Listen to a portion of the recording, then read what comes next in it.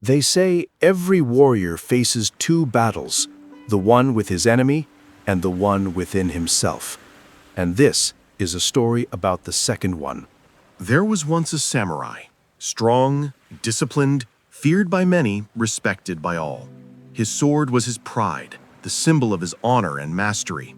People said that when he moved, his blade danced like light itself. He had trained for decades, from sunrise to sunset, learning the art of control, of his weapon, his body, and his mind. But one morning, everything changed.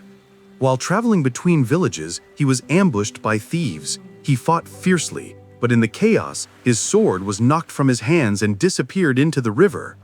By the time the fight was over, he stood alone, bruised, exhausted, and without his blade.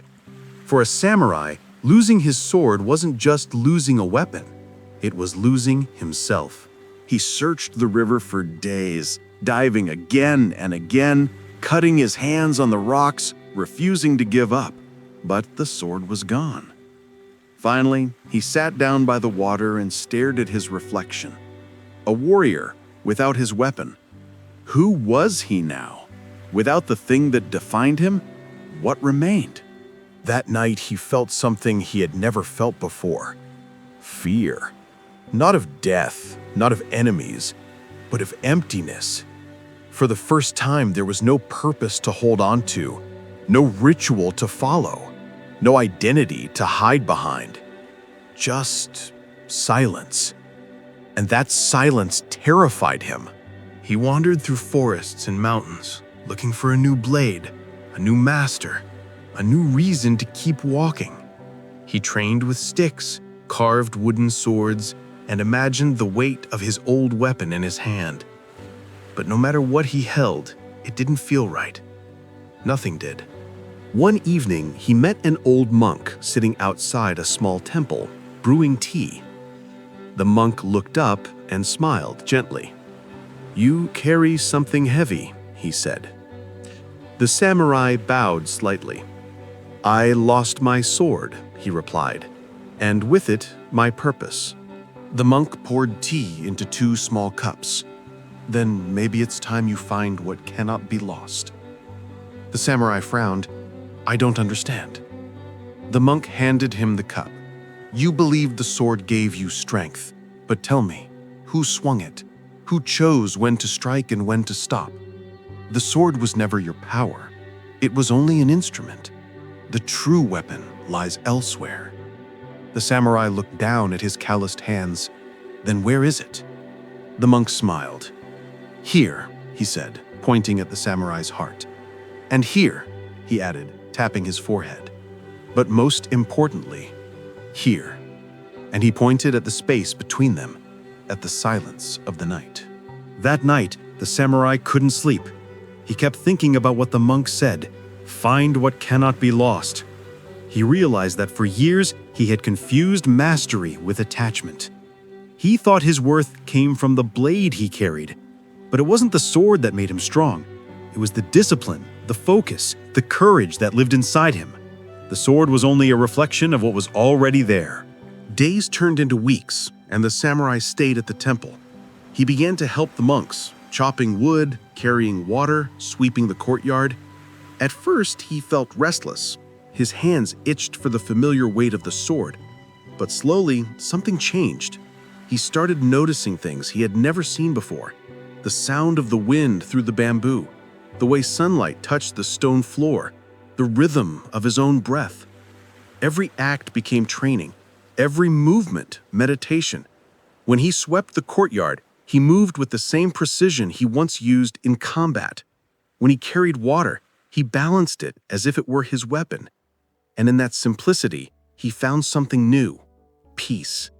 One morning, while practicing with a wooden stick, a young monk asked, "Why do you still train if you have no sword?"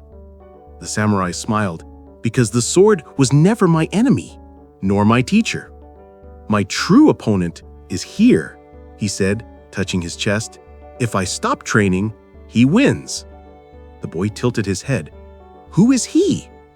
"The one who fears being nothing," the samurai replied. Those words stayed with him. The fear of being nothing, that was the real battle. Every man fights it, whether he wears armor or not. The fear that without our titles, our possessions, our identities, we are meaningless. But that fear is an illusion.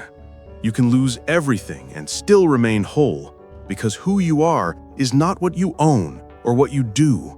It's what remains when everything else is gone. Years later, the samurai returned to his village. The people barely recognized him. He looked different, not because he was older, but because his eyes were calm. Someone asked him, "Did you ever find your sword?" He smiled. "No," he said, "but I found the hand that held it." And that changed everything. The villagers soon learned that he no longer fought battles. Instead, he taught others, not the art of killing, but the art of stillness. He would say, if your mind is sharp, you don't need a sword. If your heart is steady, no one can defeat you. Sometimes, when young warriors came to learn, they'd ask him for techniques, strikes, forms, strategy. But he would give them a broom, a bucket, or a rock, and tell them to master that first. If you can move with purpose in small things, he'd say, you will move with purpose in great ones. The weapon doesn't matter. The awareness does. And over time, people began to call him not the samurai with no sword, but the warrior of peace. When I first heard this story, I thought it was just a parable, another old tale about wisdom and detachment. But the older I got, the more I realized it's about us, all of us. Because at some point in life, each of us loses something we think defines us. Our job, our status, our relationship, our youth, our certainty about who we are. And when that happens, we panic. We feel empty, directionless, broken. We search desperately for the thing we lost, not realizing that sometimes the loss itself is the beginning of awakening. I once went through my own version of that. I lost something that meant everything to me. Not a sword, but a dream I had built my life around. When it fell apart, I felt like I had no identity left. I didn't know who I was without it.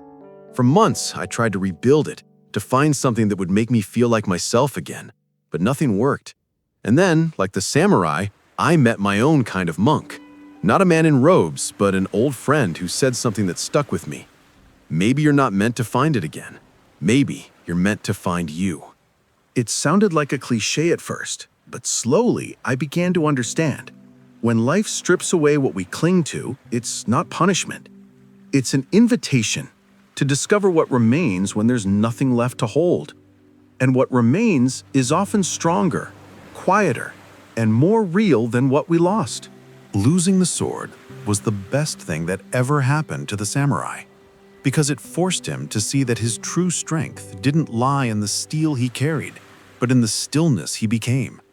And maybe that's the same lesson life keeps trying to teach us, that our worth isn't tied to what we hold, but to who we are when our hands are empty. So if you've lost something, your path, your sense of purpose, your sword, don't rush to replace it. Sit with the emptiness. Let it show you what you've been hiding behind.